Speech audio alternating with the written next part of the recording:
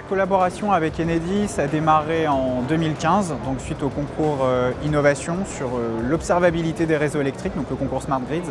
Et depuis, on développe une solution qui s'appelle TJSafe, qui est une solution de balisage connecté et intelligent pour les chantiers de maintenance industrielle. Donc concrètement, on va déployer des objets connectés sur les chantiers de maintenance pour marquer les zones de danger. Et on va, via ces objets connectés, être en capacité de géolocaliser très précisément les techniciens sur les chantiers et de les avertir si jamais ils rentrent dans une zone de danger. Ce qu'on vit avec Enedis, c'est que voilà, le digital et le numérique est au service de l'humain. Et c'est ça qui est vraiment important. Apizee développe des solutions d'assistance visuelle à distance. Ça permet en fait d'assister par exemple un technicien à distance en donnant la possibilité à un expert de visualiser la scène sur laquelle est le technicien, pouvoir l'accompagner et lui suggérer des solutions aux problèmes qu'il rencontre sur le terrain. On sent bien que Enedis est dans une démarche d'open innovation et tire parti des innovations externes du groupe, et donc on a un accueil très favorable.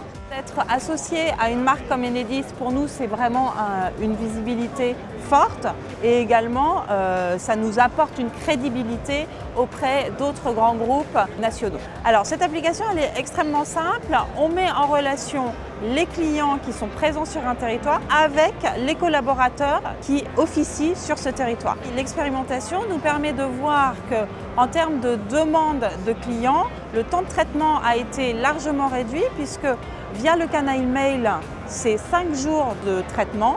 Aujourd'hui, grâce à notre application, c'est une moyenne de 5 heures de demande de traitement.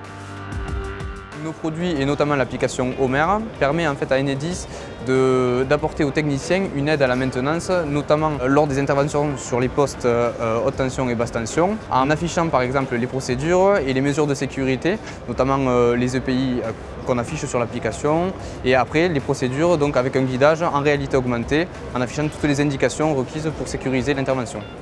Donc, le gros avantage pour Enedis, c'est qu'on sécurise les interventions, on sécurise également l'information et ça facilite également le respect global de la procédure.